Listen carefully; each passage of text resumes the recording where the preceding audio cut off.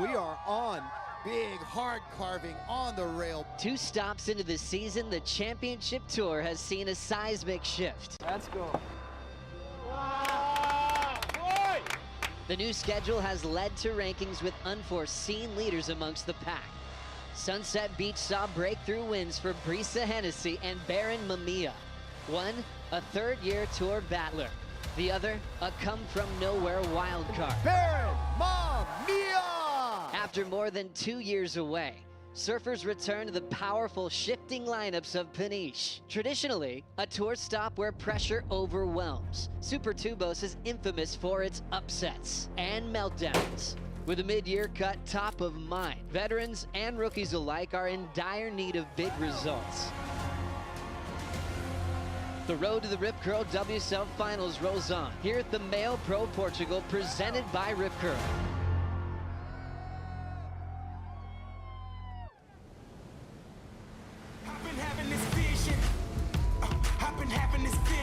Either rise or you fall. I'm on a mission, bringing my dreams to fruition. I ain't playing at all. Bring out the body bags, I'm about to kill them, deliver them to the mortician. I gotta do what I gotta do. That's for my face, back in my face. I gotta do what I gotta do. I pray to God, he never came. I'ma do me, I'ma do me.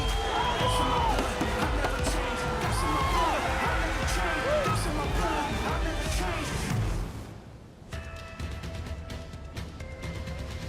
Good morning and welcome to opening day. You are watching the Sambazon Dawn Patrol Report here for the MEO Pro Portugal, presented by Rip Curl. Stop number 3 of the World Surf League Championship Tour. We are soaked. Pouring rain coming down on opening day first thing in the morning. About 55 degrees Fahrenheit, about 13 Celsius. Everyone's rugged up, wearing some warm, foul weather gear as they anticipate the first call of the event here in Portugal. Thanks for being with us all around the world. Joe Turpel, big wave legend Pete Mel, Shannon Hughes flying from Australia to be here to call this event. So great to see you guys. I know, Pete, for you, you've been in Portugal recently with all the action in Nazaré, but how good is it that the CT is back here at Super Tubos? 2019 feels like a eternity ago. It sure does, and this is one of those waves that is, like you said, built the pressure, right? The pressure cooker at the end of the season. Now, being at the mid-year cut, which is a whole new thing we get to talk about, the pressure's still here. And this is one of those waves that you've got to find the barrel, you've got to be able to do big airs, you've got to be able to do it all. Shannon, interesting start to the season. I mean, from Hawaii, having different types of winners, kind of an unprecedented start to the year. Are you feeling like that youthful movement will continue at stop number 3, or some of the older guard going to get back what they deserve at this event? Well, it's certainly been unexpected, but at the same time, to see that rookie class really just take charge in Hawaii was an exceptional thing to witness. But now, given that we've got Portugal, Bells, and Margaret River as these last 3 events, those are the events that the veterans really can shine at and that they have the experience at. So I wouldn't put it past them to take back that control. A lot of excitement, a lot to discuss, but first let's get the most important part of the day, the opening call, as we will send it down to Louisa Florence with Renato Hickel. Yes, guys, it's been 28 months that we haven't been here. How good is to be back at Super Tubos? Really good. We're really excited despite the massive storm we're facing this morning. Really strong winds, lots of rain. You're a little wet. Yeah, a little wet. And Francisco, that runs the event for us here in Portugal, he was teasing, he was joking that Portugal is facing a drought. If we want to finish the drought, put a surfing event on. Amazing, so we're doing a good job. Yeah. Besides the rain, what's the call for today? We're gonna wait, obviously. We have a massive swell on the way. The winds are not favorable now, so we're gonna put the event on hold. The next call is gonna be 10:50 a.m. local time for a possible start at 11 o'clock. So stay tuned, everyone. It should be a good day. Can we talk a little bit more about the swell coming up? Because I know there's a lot coming up. Yeah, this swell is supposed to build really rapidly through the day. It could potentially be on 8 foot, 2.5, 3 meters by the late afternoon today. We're gonna have to deal with side shore winds. Winds is not ideal today. Just at the very end of the day, and then tomorrow, massive swell. So probably 8 to 10 foot, offshore, strong offshore winds, so we're really excited about that. Amazing. Sounds like it's on, guys. Back to you. Thank you so much, Luisa. A great call from Renato. We don't have to walk away just yet. It's opening day. Let's wait a few hours. So you guys wondering, it's about 7:35 local time in the morning. Next call, 10:50. Possible 11 o'clock start with that opening round of competition. As Renato was alluding to, Pete, we've got a lot of options coming. That swell's going to be coming up very quickly. What do we have in store on the Surfline forecast? Well, it's good news. When you start to see those maps and you take a look at this Surfline forecast, you're going to be pretty excited about the amount of swell. One of the dicey things that happens here, especially at Super Tubo, is that you have to have the right winds. You know, if you get that southerly, westerly kind of range of winds, those can be pretty dicey. But that looks like a basket of blueberries to me as you see those little purple spots going across the Atlantic, and that's a good sign. It means there's plenty of swell, so we may have to pick and choose, which we do here in Europe. Got tides that move up and down pretty quickly and pretty high, but plenty of swell. I mean, you look at today, the improvement's going to happen where we're going to start to see that northwest direction of the wind, which will clean up the lineup, and that's when we'll probably get competition going. That's our hope. Keep our fingers crossed. I mean, you look out through the rest of the week, again, just plenty of swell. Look at Sunday, 8 to 12 feet, and that's the kind of waves we want to see, right? This is what we want to challenge the Championship Tour elite, and they were going to usually show up. And that's what we're hoping for. Like every venue on tour, you have the dream set up. Here, you want to see huge barrels, everyone getting spit out of tubes to crown our champion. We'll see if we do get a start later on today with that increasing swell as we take a quick break from the Sambazon Dawn Patrol Report. Coming up next, we'll talk about the favorites here at Super Tubos for stop number 3 of the season.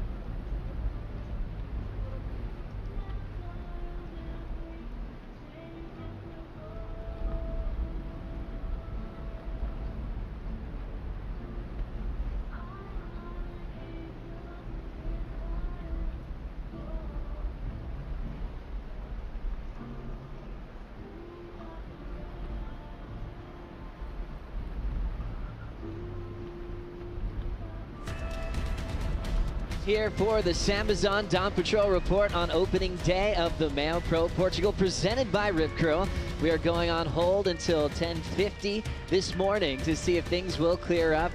Pouring rain at the moment, and onshore winds are definitely delaying the start this morning. Jordy Smith, Jake Marshall, Jackson Baker on deck. Potentially, if we do run the men's first thing in the morning, we'll wait to see if things do clean up, because it is anticipated to rise. But for Pete, Shannon, we've got some new names entering the field here for the main event. Always excited to see new wild cards get a taste of the championship tour. We've got Afonso Antunes, who will be making his debut, and also looking at Justin Becret, who is always here anyways, hanging out with Richard Dog Marsh, so he'll be well prepared to try to shake things up on tour, which has been the theme this year. Well, that's exactly it, right? The theme is there, so you can take that confidence thinking, hey, yeah, I can take out the big names. Although I'd feel like the big names are, the usual suspects, as you like to call them, are going to be there and fight big time, because they need to be. Also looking at Tia Blanco, winning the Ultimate Surfer, now ready to cash in those wild cards. She's got a big round heat with Steph Gilmore and Carissa Moore. I mean, that is a terrifying heat to draw for her first ever championship tour debut, but Tia Blanco is a fantastic competitor. Formerly, she's got 2 gold medals from the ISA World Surfing Games back-to-back, so she's got that competitive drive, and she's had that success before in some big competitions, and I'm excited to see what she does this year in Portugal. So we'll see if she can add to all the upsets that we've had this year. Remember, already one big wild card victory, Moana Jones at Pipeline. Brisa Hennessy, a young name to win her first event at Sunset Beach. So you're thinking maybe this is a chance for a former world title threat to really step up. Lakey Peterson, runner-up to Caroline Marks back in 2019. She's got a big opportunity in front of her, Pete. She sure does, and again, a lot of confidence coming to an event that hasn't had a lot of women's competition. So she's had success, and when it came to Super Tubos, she's one to watch for sure. Very clean style. It seems like she came on with a reputation of being super radical, high performance. I haven't seen a ton of that lately. She's really been focusing on power surfing in the last couple of years, Shannon. Yeah, it's been exciting to see. I love that focus for her, and you can really see, the confidence that she had back in 2019 out here. And she was that one that was the world title spoiler for Carissa Moore, who could have won the world title had she won here in Portugal. And Lakey took her out in the semifinals and made that whole conversation head to Maui, as well as that Olympic conversation. And so for Lakey, for her to have that experience of making it to the finals alongside Caroline Marks here, it's got to feel pretty good. And wishing Caroline all the best. Can't wait to see her back in a jersey. So Lakey, runner-up, had a great result in that final back in 2019, as she'll be taking on Sally Fitzgibbons and India Robinson in the opening round. And what a year it's been for Sally, sitting at the bottom of the rankings into stop number 3 for really the first time in her career.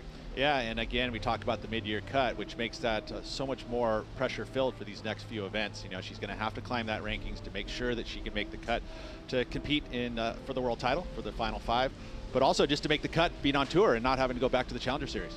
Also looking at the men's side, one to watch. Obviously from back-to-back wins, Italo Ferreira has made quite a statement in Portugal.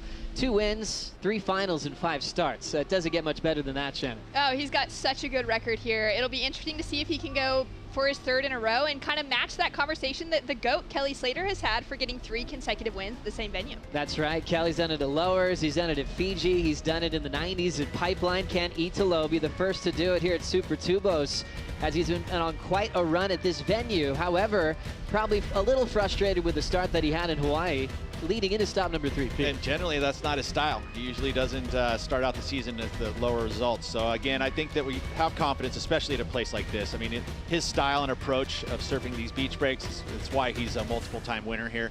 So I don't have any doubts that he'll be into that finals day. He gets so inspired at Super Tubos, no matter what the waves look like. That's what makes him so dangerous. He almost got a perfect 10 for a big punt as a rookie out here against Toledo when the waves were incredibly hard to surf.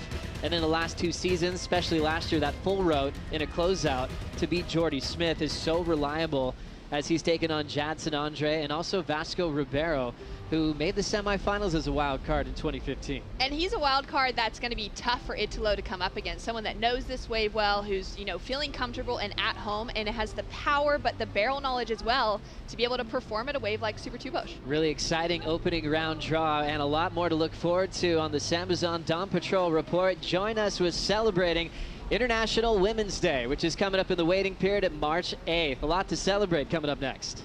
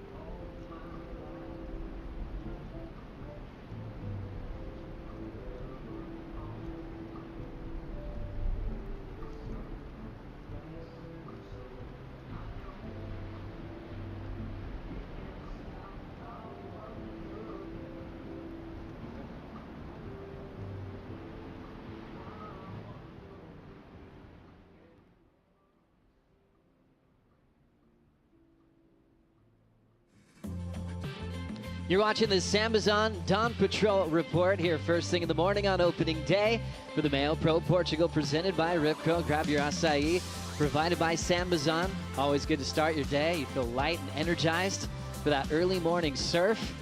Once again, the call is delayed till 10:50 this morning to see if we are on. And once again, we are celebrating International Women's Day here on March 8th. But we're going to start the celebration immediately. Every surfer on tour has chosen a woman athlete that really inspires them and they want to pay tribute to when they paddle out for the opening round of competition. Here's what the surfers had to say.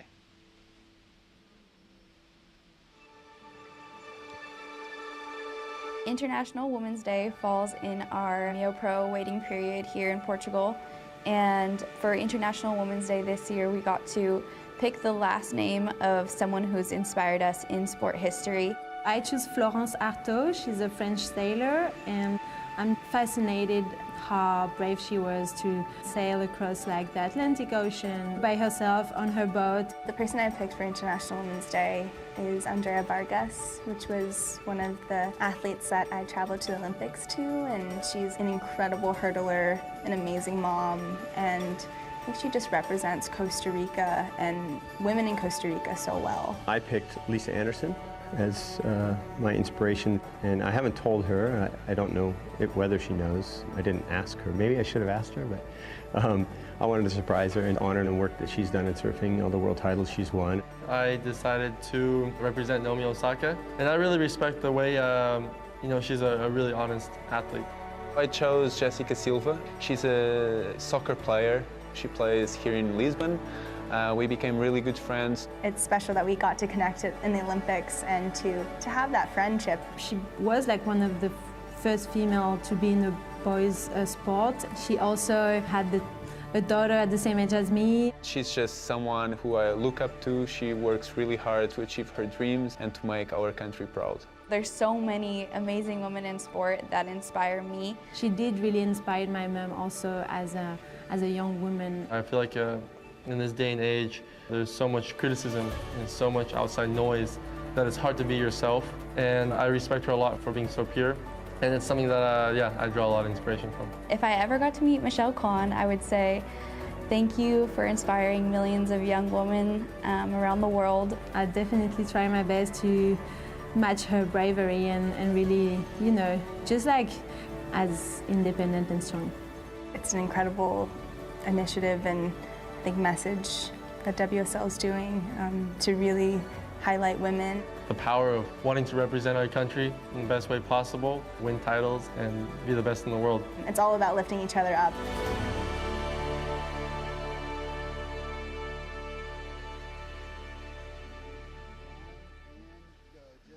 So many great female athletes that inspire us all. What a special time to honor them all this week, not just in surfing, but in all sports worldwide. And great to really hear from the athletes on who inspires them in different fields. There's a lot of great energy around this this week, and we'll celebrate it the entire waiting period. Shannon, do you have an athlete that really stands out to you, that really inspires you? Well, there's so many, but the first name to come to mind is the great Bianca Buitendijk. She's now an Olympic silver medalist, but she was a former championship tour surfer, and I think just the grace and the faith that she carries through with her life is really incredible to have witnessed through her journey as a young athlete, and she's now entered that retirement, and she's pouring back into her home community in South Africa as an Olympian. And she's just someone that's really inspired me for a number of years. It's interesting, Pete, how this is such an individual sport at times. And then there's times when you get to honor and pay tribute to another athlete and really acknowledging the females that have done great things, sometimes before them or currently on tour alongside them. That's got to be special to surf for. It sure is, and it almost gives you something to aspire to, right? I mean, Kelly with picking Anderson, Lisa Anderson is like, it's something where she's pretty flattered, right? But at the same time, didn't realize that probably he was so inspired by what she was able to do with her career. And again, I think with all the athletes being able to have that aspiration and especially be able to surf with them in this event, it's really cool. I think there's going to be a lot of revealing moments for some of the surfers that have picked athletes currently on tour and what that means to their peer group, knowing that they've honored, from the men's side to the women's side, there's a lot of legends in the draw. Yeah, it's really incredible to see that. I'm excited to see who paddles out with what names, and I love that nod to those surfers that are still currently competing, and really to see the impact that they've had on their own generations and the generations that are just starting to enter this professional tour. Yeah, you don't want to spoil too many of them because there's some special stories. We'll wait for the surfers to reveal most of them, but I think the one that Kelly spoke to with Lisa Anderson, 4 world titles, coming at an era before we had the internet and those live broadcasts that you saw those results in live real time.